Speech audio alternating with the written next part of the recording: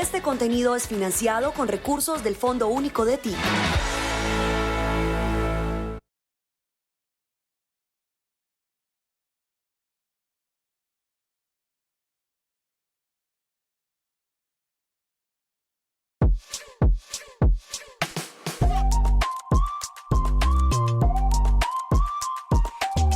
Mis queridos amigos y amigas, cordial saludo desde el Bogotá Music Market en su 12ª edición, donde tengo el placer de hablar y también la inquietud y un público muy asiduo también pendiente de este panel, de esta conversación que yo creo que a todos y a todas en la comunidad musical y artística nos competen, también en la de la creación. El panel ha sido llamado 120.000 canciones están saliendo diariamente y ha sido un placer enorme aceptar esta invitación de la Cámara de Comercio de Bogotá por parte de Canal 13 para tener en este panel a dos personas que saben mucho del asunto y que están constantemente lidiando con este tema desde el lado de redes sociales y desde el lado de la industria de la música. Por este lado, Felipe Casallas, quien está al frente de la región andina en materia de creación de contenidos y música para TikTok. ¿Cómo es el cargo nuevamente, Felipe? Bienvenido al podcast. Gracias, Alejandro. Es Music Specialist Partnership para Región Andina. Music Specialist Partner, este es socio de especialidad en la música para TikTok, América Latina, y mi amigo Juan Corchone, más conocido como el Fat Sugar Daddy en redes sociales, quien actualmente está trabajando como especialista en arte y también está al frente del departamento digital de marketing de Sony Music. Bienvenido, Daddy, qué bueno tenerlo otra vez acá. Gracias, Alejo, de nuevo un placer hablar contigo y pues con todos. Bueno, pues vamos a hablar hoy y arranquemos con Felipe, porque pues TikTok es lo que yo creo que motiva que esta sala esté tan llena, y es las 120.000 canciones. ¿Y yo qué? ¿Qué hace uno con esa vuelta, Felipe? ¿Cómo se maneja ese tema? Alejandro y gente, sabemos que hay un mar de contenidos, no solo de canciones, sino que estamos compitiendo con más contenido que no son solo canciones, así que realmente la vaina comienza a radicar en cómo diversificar y cómo llegar a más público para hacernos más notables, porque seguramente ponemos nuestra canción o nuestro contenido afuera, pero más allá de eso, cómo le podemos hacer para moverlo, pues es algo que seguramente vamos a discutir a lo largo de este espacio, pero sin duda lo que les puedo comenzar a comentar es que desde el lado de la plataforma hay que centrarse mucho más es en el contenido y el storytelling más que en la misma herramienta como tal. Okay. Siento que muchas veces muchos planes de marketing están digital céntricos en vez de ser producto céntricos, y recuerden que esto solo es una herramienta que va a cambiar a lo largo de los años, que nos van a traer otras herramientas, pero no se olviden de que lo que se está vendiendo es el producto y no la herramienta. ¿Por qué tanto está cambiando TikTok al negocio de la música desde esta perspectiva de la creación de contenido y entendiendo que se están generando 120.000 canciones diarias entrando a ese río de los servicios de streaming? ¿Cómo funciona TikTok en medio de todo eso? Realmente, cómo funciona ahí la cosa es un tema de creatividad y frecuencia. Creo que eso es como una de las claves importantes ahí. La gente se ha dado cuenta que por más que los artistas, digamos, intenten promover, seguramente no encuentran una línea narrativa con la cual pegarse. Y esto también les dificulta trasladar eso a otras plataformas. Pasar de herramienta a herramienta seguramente requiere que estos artistas de hoy en día ya tengan conocimientos más transmediáticos para que ellos puedan ejecutar ese plan de marketing que tienen y bajarlo a esas herramientas que hoy existen. Una de ellas es TikTok. Hablemos un poco, Juan, de su experiencia en redes sociales. Primero como artista, porque Juan hizo parte también del Friki Colectivo y yo creo que ellos fueron muy pioneros en el desarrollo de estrategias de carácter digital, y posteriormente, si no estoy mal, al frente también de la cuenta del Banco de la República.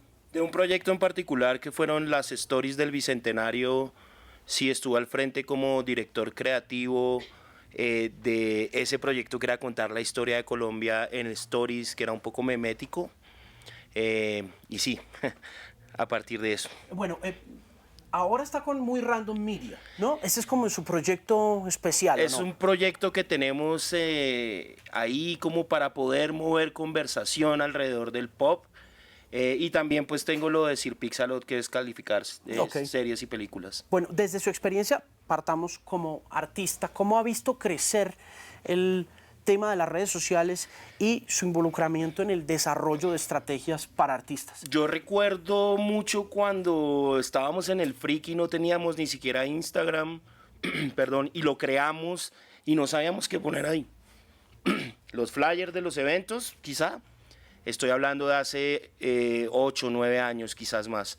Sin embargo, el crecimiento ha sido exponencial, exageradamente exponencial. Yo siento que eso no solo obviamente afecta al mundo de la música, sino a la comunicación en general, y siento que hoy en día sí es muy importante que un proyecto musical contemple la construcción de lenguajes alrededor de sus activos digitales. También siento, y esto de pronto le pasa a muchos de los presentes o de los que nos ven, que a veces se afanan y es a crear todas las redes posibles. No, entonces ya no X, entonces me voy para Threads, no, entonces me voy para TikTok. Creo que también es importante enfocarse en una sola, comprender ese entorno, desarrollarlo y de ahí ver cómo transmedialmente construimos mensajes y contenidos.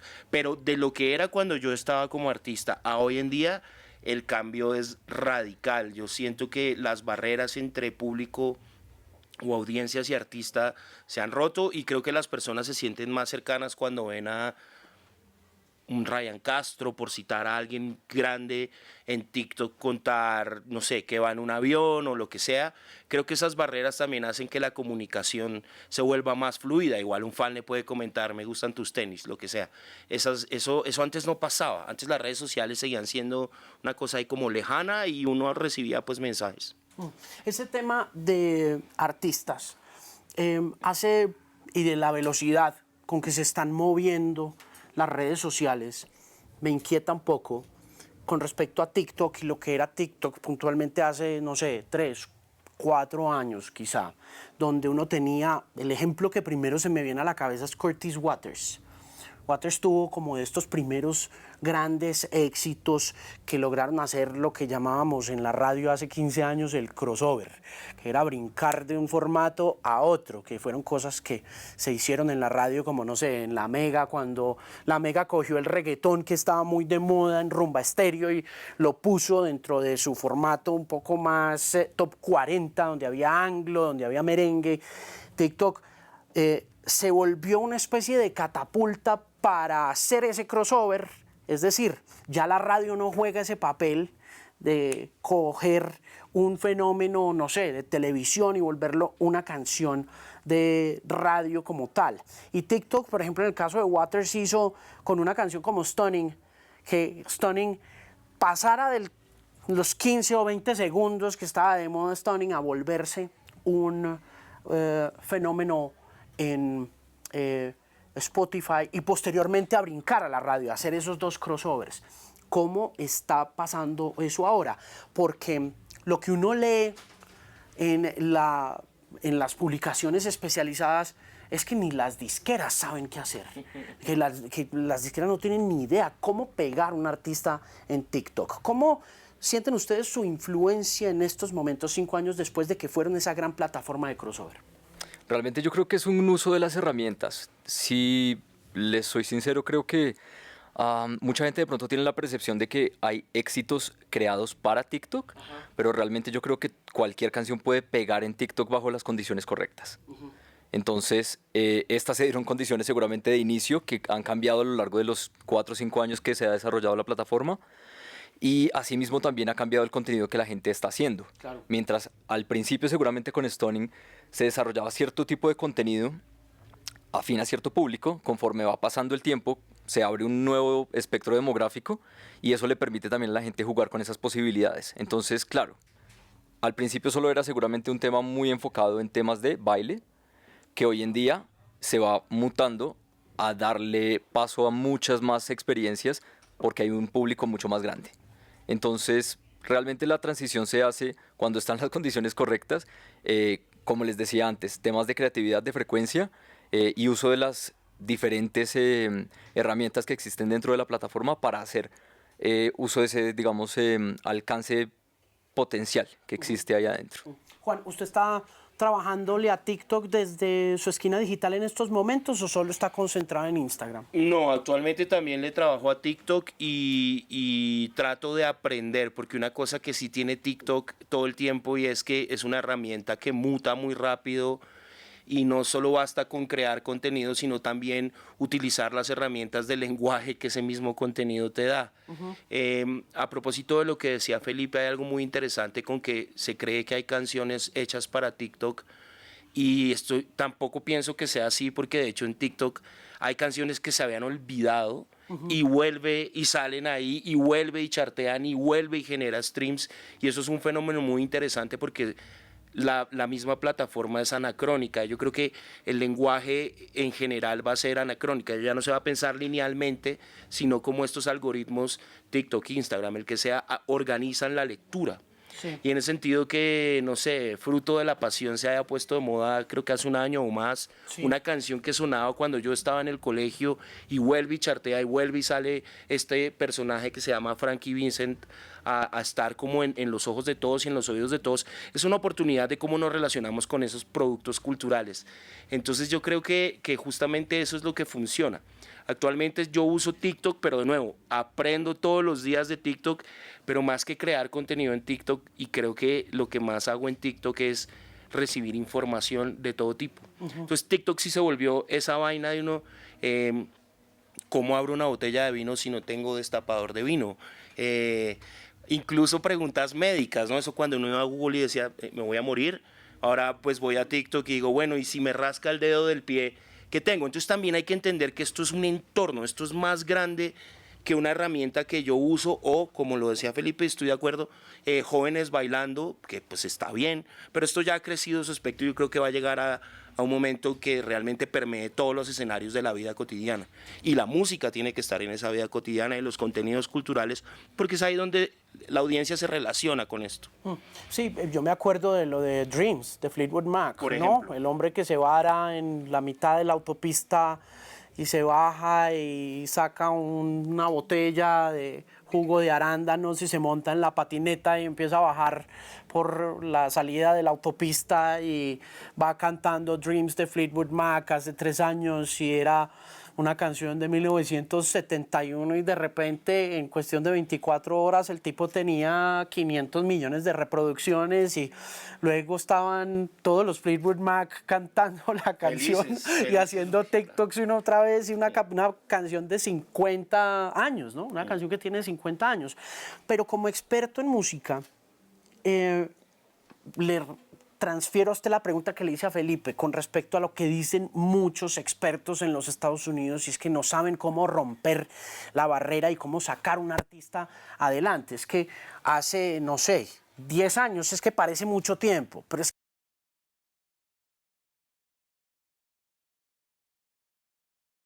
cosas en YouTube o ciertas cosas en Facebook, o no, había como cosas que uno más o menos intuía que podían llegar a convertir en un fenómeno a, no sé, este man con no te metas a mi Facebook, por decir alguna cosa, ¿saben? Pero, ¿ahora qué? O sea, ¿qué ve usted como experto? Se acabaron las fórmulas, se acabaron las fórmulas, el marketing digital o no digital es un oficio que siempre reproducía fórmulas para reproducir resultados exitosos. Ajá. Eso es lo que uno aprende en las escuelas de marketing, de publicidad, de comunicación. Yo creo que se acabaron las fórmulas porque es insospechable de qué forma algo puede lograr un objetivo de viralidad.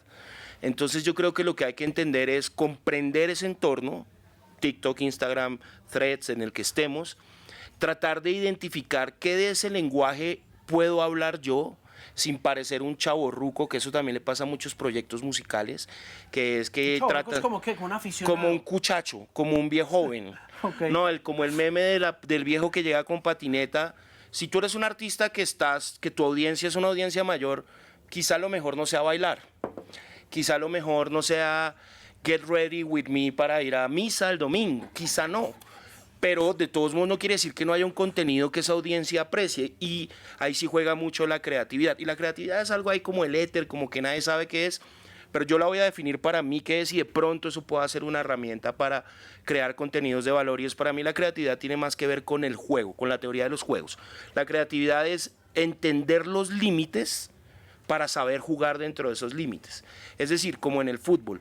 Hay jugadores de fútbol buenos y malos, y el peor ejemplo, pero yo no sé mucho de fútbol, pero igual las reglas son iguales para todos. Hay Messi y hay yo, que no juego fútbol hace 20 años, ¿no? Entonces, lo que yo debo hacer es entender los límites para saber cómo subvertirlos y jugar allá adentro. A menudo la creatividad se asocia mucho a esta idea romántica de la libertad. Para nada, para nada. Justamente hay un escritor francés que se llama Georges Perec, que él sí jugaba mucho por ponerse límites a la hora de escribir. Límites súper, como no usar nunca la palabra a, y escribir una novela completa sin el conector a. Eso es entender límites y ser creativo. Creo que en las redes sociales hay que hacer eso. Creo que al momento de crear contenidos creativos es entienda sus límites y juega los dados. Más allá de me voy a sollar acá, es la última panacea, porque no sabemos mañana cuál va a ser la tendencia, lo viral, etcétera, etcétera. Y eso no lo podemos anticipar. Felipe, dentro de ese tema de las restricciones y los límites que implica la creatividad, algo que Juan dice y que me parece importante que estos públicos entiendan, porque es en realidad un requisito de la vida creativa para todos, ¿no? Y estoy completamente de acuerdo con que la creatividad es esta loca de la casa que sale corriendo por toda parte, y el éxito está en contenerla en un lugar. En TikTok, ¿qué hay que hacer en términos de restricciones o de reglas a seguir, más allá de lo que nos contaba usted ahorita del storytelling, que yo creo que ya muchos entendemos muy bien, que nos sirva para artistas, para creativos, para quienes estamos en la plataforma mirando a ver qué?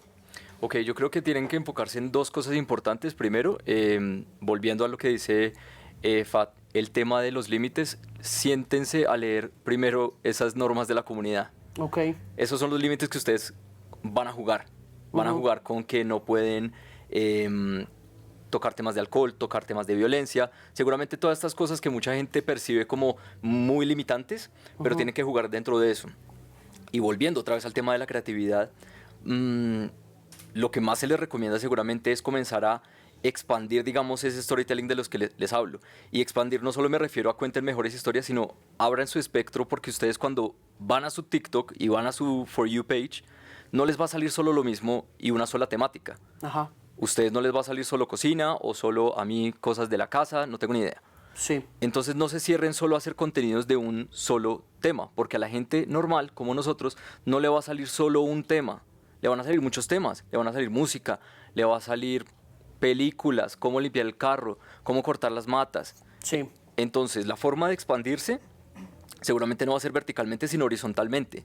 Comiencen a explorar otras temáticas que les interesen a ustedes para generar ese contenido. La otra cosa que es paradójico es que uno no puede controlar a la gente. Y entonces ya no soy yo el único productor, sino que ya esto se vuelve un tema de que todos somos productores y todos somos usuarios. Entonces, ¿cómo jugar con eso? Identificar realmente qué es lo que a mi público sí le gusta. Si yo estoy viendo que a mi público les gusta más que les muestre cocina, que les muestre lo que decía Fat, un Get Ready With Me, tengo que condicionarme a esas limitantes, pero también a expandir esa narrativa. Y no solo quedarme en que si soy músico, solo voy a hablar de música. Tengo que comenzar a diversificar mi propio contenido para alcanzar diferentes masas. Uno pensaría que es al contrario, ¿no? Que debería uno como especializar el discurso. Pero fíjate esto, a mí me gusta la música, hay mucha gente que va a oír música, pero no es músico o música. Entonces los intereses entre proyecto y audiencia no se limitan al hacer. Porque cuando yo voy a un concierto yo puedo no tener ni idea cómo se toca un teclado, pero me quedo embobado viendo cómo un músico toca un teclado. Y quizá ni siquiera me interese a mí aprender a tocar teclado porque tengo dedos torpes y nunca serví para eso, pero me conecto. Es que lo que hay que entender es que estas plataformas funcionan como cualquier forma de creación desde hace muchos años. La pintura, la poesía, la música, es decir, hay un lenguaje que yo tengo que aprovechar. Y por otro lado, lo que tú dices es muy cierto, y es que en nuestra vida cotidiana nosotros no solo hacemos de un solo tema, no solo nos enfocamos en un solo tema. En la mañana yo puedo estar hablando en la oficina de trabajo y en la noche me invitan a una fiesta y alguien habla de fútbol y yo me pongo como si fuera especialista en fútbol y alguien habla de cocina y digo, no, eso es mejor echarle la sal después que antes. Pues así mismo como nosotros usamos el lenguaje y tenemos un montón de, llamémoslo, territorios de conversación, hay que definir los propios, pero sin limitarse. Porque sí pasa mucho que muchos músicos hablan de música y seguramente habrá una audiencia interesada, por supuesto, pero quizás no toda la audiencia a la que le quieren llegar, ¿no? Pero si yo le pongo a hablar como, oiga, mi perspectiva sobre lo que pasa en el día a día es esto, que es un poco, yo creo que el triunfo de la creación de contenido hoy se parece mucho al stand-up y es un comentario de observación. Y bueno, X, antes Twitter, sí que es eso llevado a la exageración. Pero creo que es importante que entendamos que eso es un lenguaje por el medio del cual nos relacionamos con otros y ese lenguaje no se puede limitar a hablar de un solo tema porque qué pereza ya llegó este man que solo habla de comida. Ajá. Creo que hay que pensar así. A veces pensamos que los entornos digitales y las redes están muy fuera de nosotros, que están allá y que no tienen nada que ver con nuestro día a día, pero igual nos levantamos a las 6 de la mañana o a las 7 o a la hora que sea y lo primero que hacemos es coger el teléfono. Hay que empezar a entender que estas herramientas están más presentes en nuestra cotidianidad de lo que creemos. Hay que desmontar esa idea que ahí solo subimos máscaras sociales y todas esas teorías de la psicología del siglo pasado y empezar a entender que esos entornos están compenetrados con la forma en que tenemos de ver el mundo. Esto no es una defensa pues de la red, obviamente todo tiene sus bemoles, pero si vamos a trabajar creando contenido allí, seamos conscientes de lo poderoso que es esa herramienta y que no se limita solo a imitar lo que otros hagan, por ejemplo. En ese caso, bueno, volviendo a la premisa de la conversación de las 120.000 canciones que están saliendo diariamente y de qué hacer con el producto que uno tiene, ¿qué constituye una buena práctica o qué constituiría una buena práctica cuando estás abrumado por la cantidad de números que te están botando y la necesidad que tienen los artistas hoy más que nunca de demostrar que lo que están haciendo es exitoso porque tienen cierto número de streams o cierto número de reproducciones? ¿Cómo está viendo TikTok el éxito de una canción o de un artista más allá de aquellos apabullantes números que pueden encontrarse, como ya lo hemos dicho, algorítmicamente por cuestiones de verticalidad del contenido o por simple serendipia también, si se quiere? Pues la verdad es que casi todo el contenido, digamos, que tiene tendencia, por así decirlo, a ser exitoso, es un contenido de replicación. Okay. Así que si ustedes se ponen a dar cuenta, la principal premisa que se le da a los artistas es inviten a sus fans a que usen su música y que la usen para sus diferentes sonidos a lo largo, digamos, de lo que quieran hacer, en la vertical en lo que lo quieran hacer. Okay. Pero ¿qué es lo importante? Es esa réplica. Usen el sonido que ustedes mismos están promoviendo. Así como hace seguramente ciertos años buscaban que se hiciera una réplica de este sonido en otra herramienta, sí. Acá pasa lo mismo. ¿Quieres éxito? Tienes que replicarla en la forma en la que ustedes seguramente lo vean conveniente. Hay que estar replicando el contenido e invitando a la gente a que replique ese contenido para generar evidentemente esos números que están buscando, dentro de los límites que seguramente tengan, sean presupuestales, sean de alcance de personas, de los diferentes recursos que se les dé. Hablemos de ese tema presupuestal puntualmente, de cómo funciona un presupuesto de marketing o de inversión dentro del trabajo de un artista independiente en TikTok. ¿Qué pueden recomendar ustedes con respecto a ese tema presupuestal? Si yo soy un indie y estoy buscando sacar adelante una nueva canción, le estoy poniendo a la gente a que la replique, la baile, la cante, y quiero meter una platica, ¿cuánto tengo que meter ahí para que...?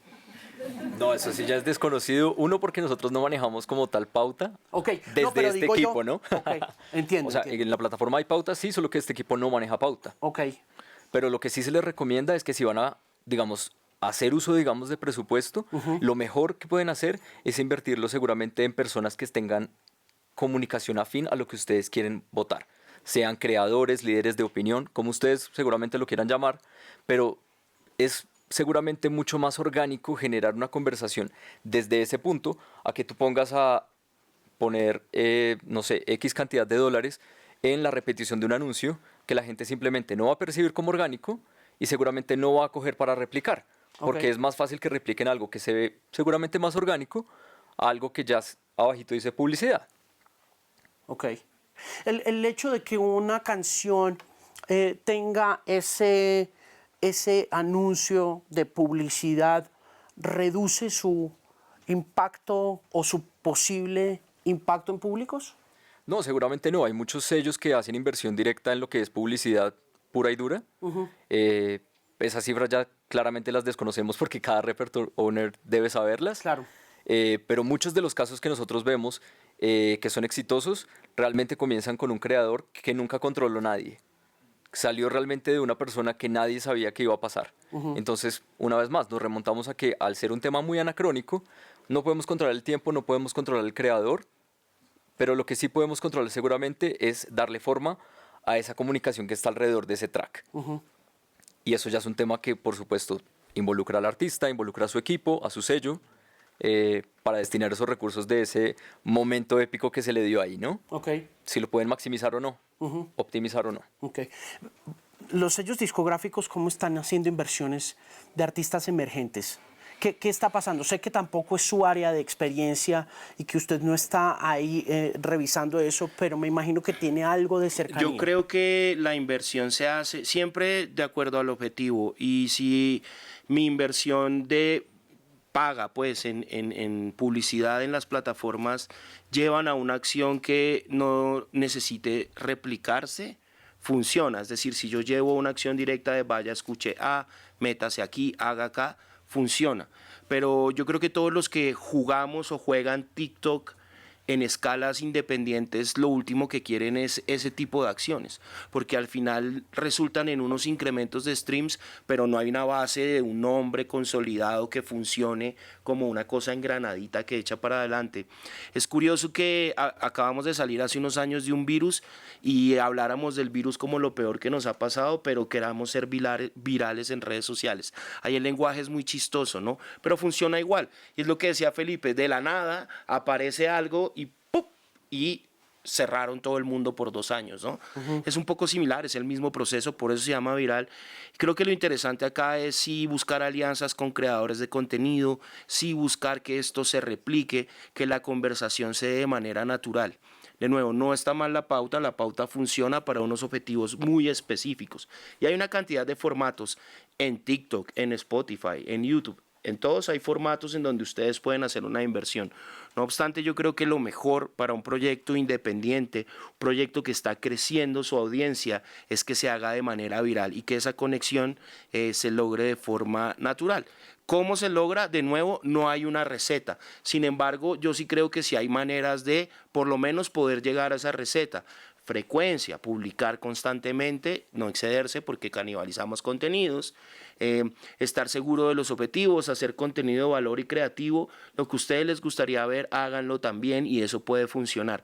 Pero personalmente siento que los proyectos pequeños no es la mejor fórmula meter plata a inversión. Ok.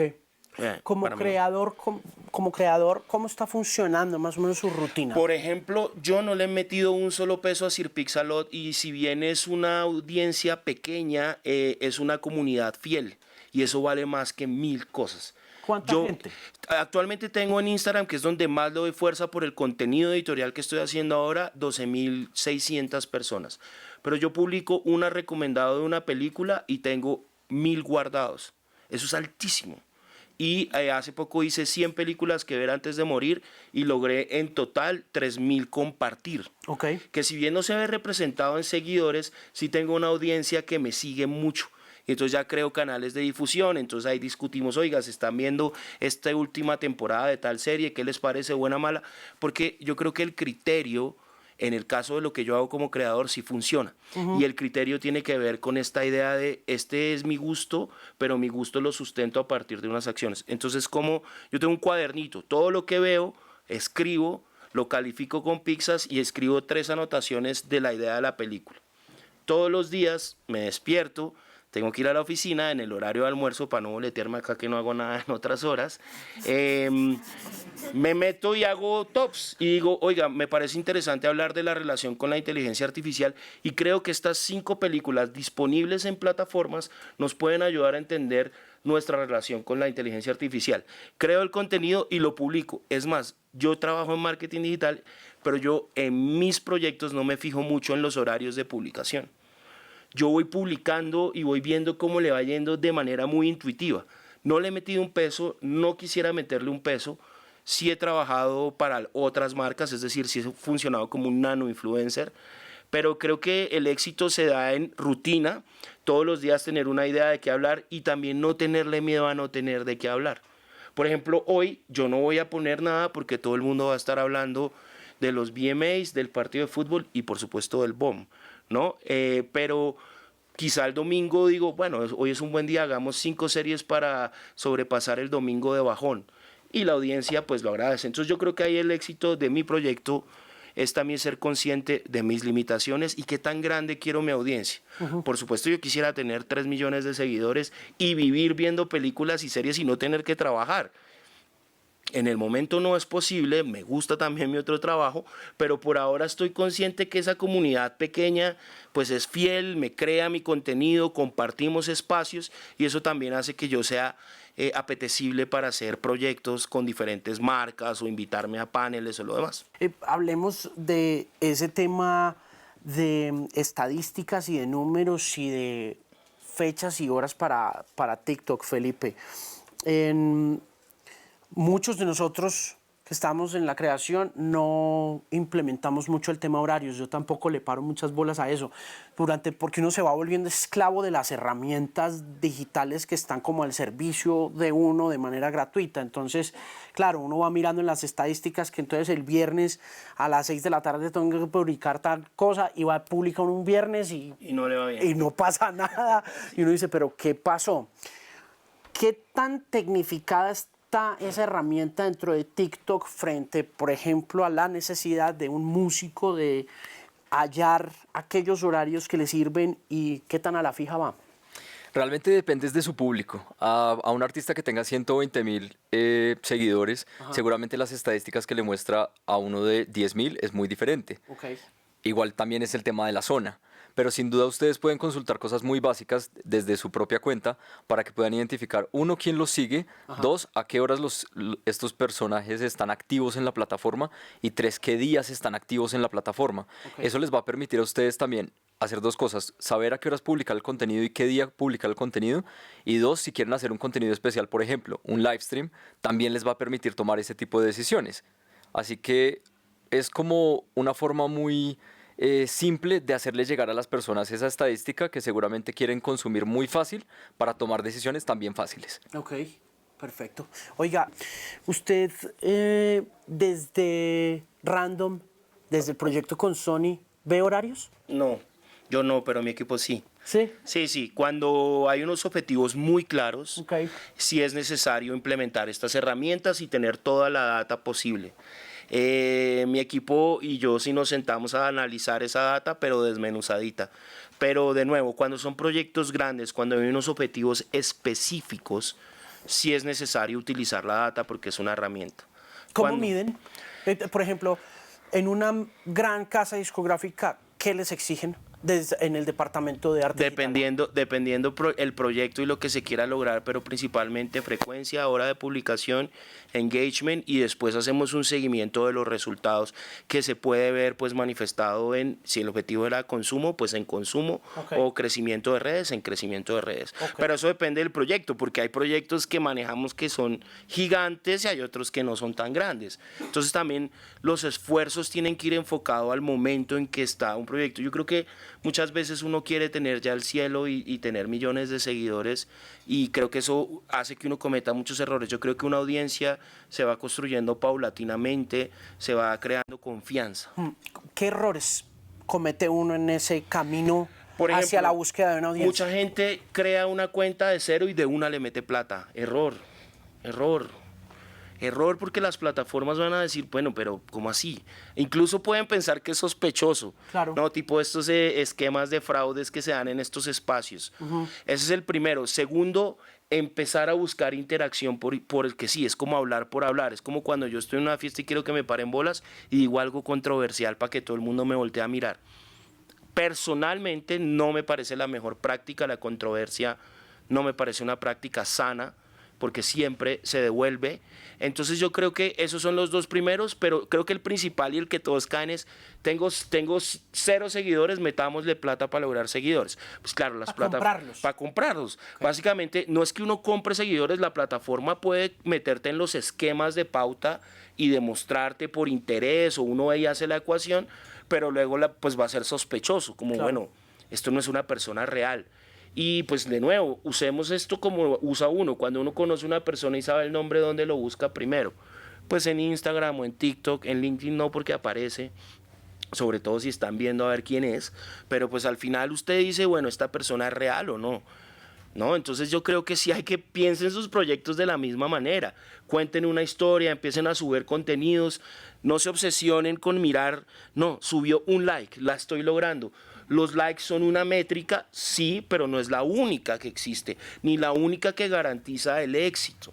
De nuevo, es muy ñoño y muy cansón decir siempre depende del objetivo, pero de verdad depende del objetivo. ¿Qué quiero lograr? ¿En cuánto tiempo lo quiero lograr? ¿Y qué voy a hacer para poder lograr eso que quiero? Entonces, claro, tanto las disqueras como las agencias de publicidad o las marcas o quienes hacemos contenido cultural o lo que sea, nos basamos en el mismo principio. ¿Qué quiero llegar? ¿A dónde voy a llegar? Y con estas acciones tácticas, ¿qué voy a lograr? Pero lo primero, de verdad, una recomendación, no le metan plata de entrada. Háganlo después, cuando ya haya una audiencia creada, cuando ustedes le digan a la plataforma, aparézcale a este porque le gusta el contenido como el mío. Entonces ahí sí digo, ay, ve qué tan interesante esto, también vende juguetes vintage, por decir cualquier cosa, y pum, le doy seguir. Entonces yo ya estoy creando una comunidad de interés. Si no hay gente que me sigue y me deja de seguir al otro día. Claro. ¿Qué saben ustedes sobre el tema comunitario que menciona Juan con respecto a la explosión de algún viral? ¿Cómo pueden... Juan decía una cosa que a mí me parece importante también poner sobre la mesa, y es esta línea que hay divisoria muy delgada entre la realidad y la digitalización de esa realidad. Es decir, puesto en vocabulario para músicos, tengo una canción o un pedazo de una canción que logra 15 millones de reproducciones o de views. ¿Qué tanto saben de lo que pasa con esos 15 millones más allá de ese algoritmo muy caprichoso de TikTok? Porque me da la impresión que es muy caprichoso en muchas ocasiones. Es decir, yo puedo tener 15 millones de views, pero no tengo 15 millones de fans, ¿sabe? ¿Qué tanto porcentaje de esos 15 millones se quedan conmigo? ¿Se están convirtiendo en fans de verdad? ¿Qué saben con respecto a ese tema puntual en TikTok? Es una respuesta muy variable porque resulta que uno en TikTok, especialmente como tú lo mencionas, para los músicos no es tan importante el tema de reproducción como tal, sino de uso de la canción. Una cosa es la creación y otra cosa es el view como tal. Okay. ¿Qué le importa? Digamos, si yo soy un artista independiente, ¿qué me importa a mí? Que usen mi canción. ¿Qué es eso? Una creación. Yo puedo decirle a Lina Tejero, madre, hágame por favor un video usando mi canción. Va a ser un uso y va a ser 20 millones de views. Claro. ¿Qué me importa a mí? Que usen la canción. Si la usaron o no, seguramente depende de esas personas que están haciendo réplica de este contenido. Pero si yo me tengo que centrar ¿Pero por qué? ¿Por qué se diferencia eso? ¿Se diferencia porque el artista monetiza cuando el usuario usa su canción más que cuando la reproduce? De acuerdo, sí. Okay. Entonces, es decir, ahí la reproducción no es tan importante, como dice usted, como la creación. Como la creación. Claro, no es el contenido, sino que alguien use esa creación en un contenido. Entonces, de nuevo, si hay un chiste que tiene una canción y eso se vuelve un chiste viral, cada que alguien replica esa canción como un contenido propio y usa ese pedacito, Y ahí sí La lo pagan, voz. ¿o qué? Es correcto. Ok. Y por eso es que, digamos, retomando eso que comenta Fat, claro, yo puedo tener un montón de views o un montón de likes y no necesariamente esto se va a traducir en seguidores, porque una vez más, la plataforma tampoco está hecha para que yo solo tenga seguidores con un bajo engagement. Pero de todas maneras, si yo hago un contenido, una reseña musical de un concierto en TikTok y la gente me comparte, me da like y me comenta, subo seguidores. Debe seguir. Yo subo seguidores, pues. Claro, porque tu contenido en ese sentido no es la creación musical, sino el contenido editorial de tu comentario. Pero no debería pasar lo mismo con una canción. No necesariamente, porque puede que hay mucha métrica alrededor de eso. Ok. Puede que pasen, digamos, cosas como las que uno ve efectivamente, de que se vuelve algo chistoso en redes. Hago conexión con ese contenido, pero no necesariamente todo el contenido de esa cuenta me interesa. Entonces, es un porcentaje que debo considerar, de pensar que no necesariamente me va a llevar a una conversión, ¿no? Ok. Eso también lo tengo que considerar. Ok. Y en ese orden de ideas, entonces, ¿para qué sirve el tab de siguiendo?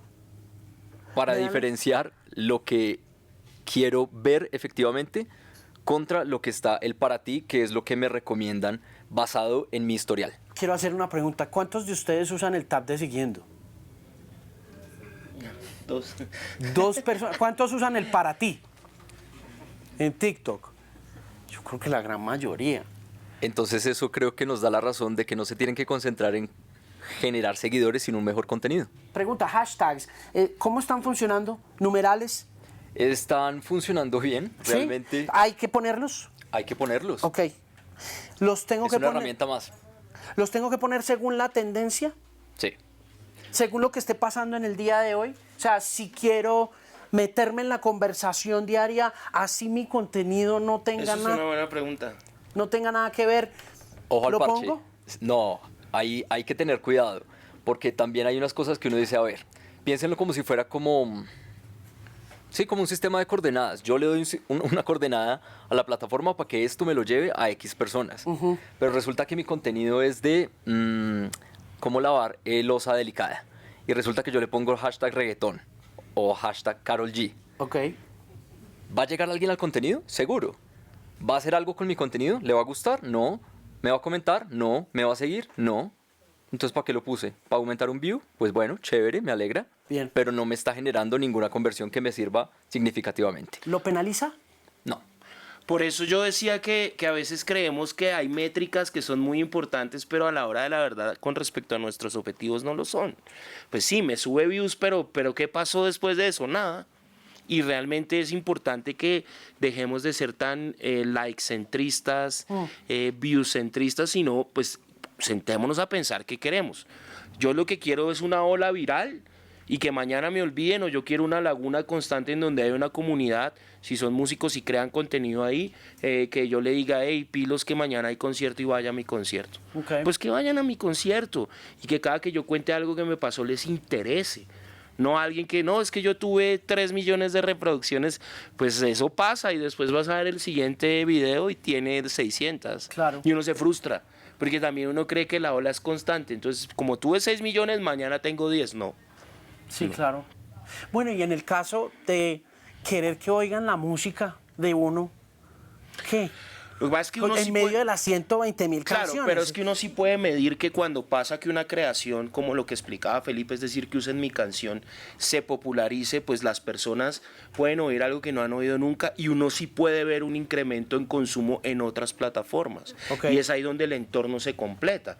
Entonces yo tengo aquí un pedacito de una canción, pero luego empiezo a ver en mi Spotify for Artists que esa vaina empezó a subir y ¿qué pasó?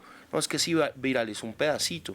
Entonces, si bien se cree que la música hoy en día es más rápida y demás, eso es discutible, se puede ampliar esa discusión, pero realmente si a uno le gusta una canción de verdad, porque la oye viral o no, eso es una exposición más, va y la busca y la pone en guardar y eso ya le genera otras formas de ganar audiencia. Entonces, Yo que no me concentro solo en una plataforma, sino en todas las disponibles, siempre pienso que el éxito es que globalmente esto crezca.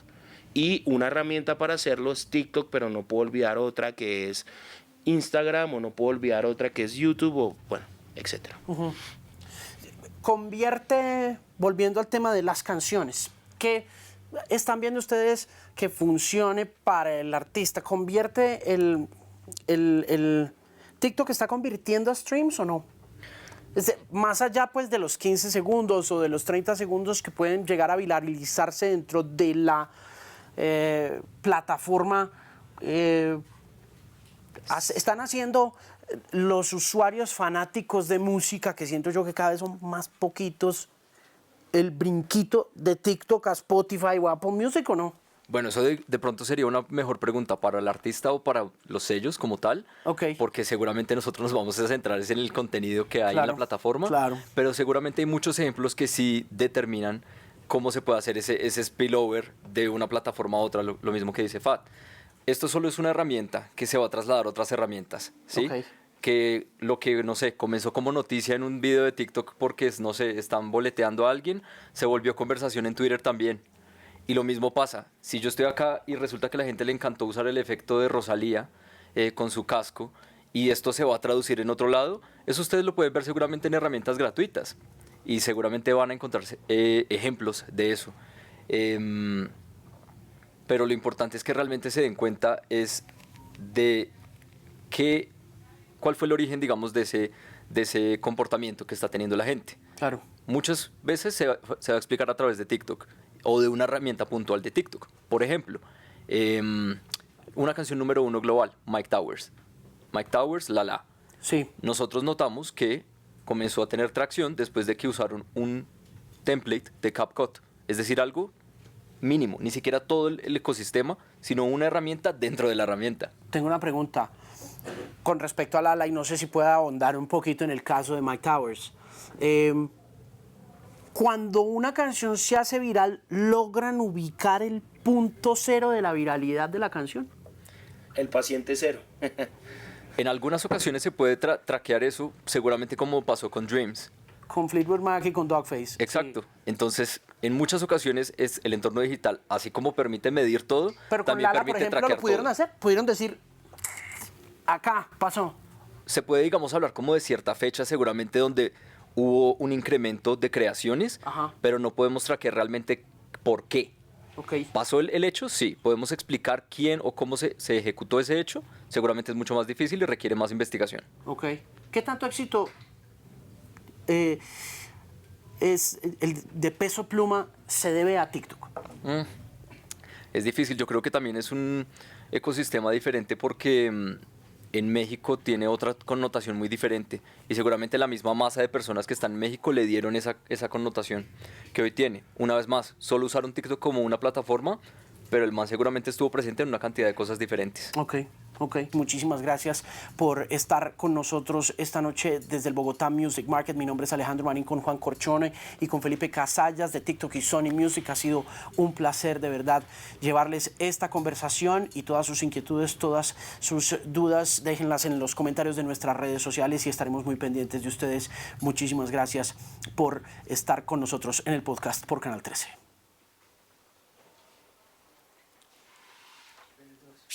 Este contenido es financiado con recursos del Fondo Único de TIC.